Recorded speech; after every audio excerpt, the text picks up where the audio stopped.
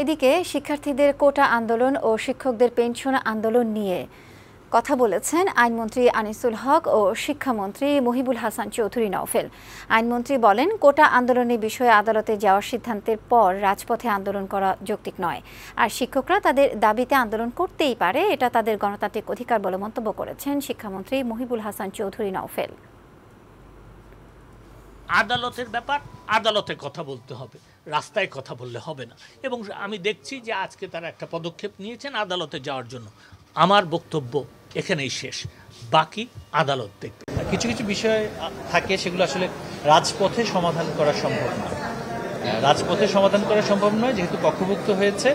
আমরা আশা করছি এই বিষয়ে একটা নির্দেশনা আসবে এবং সরকারের নির্বাহী বিভাগ কিন্তু সার্বিকভাবে সেটা কিভাবে কোন কোন পিছিয়ে পড়া জেলা বা কোন কোন জনগোষ্ঠী পিছিয়ে আছে সেটা সরকার যথাযথভাবে ব্যবস্থা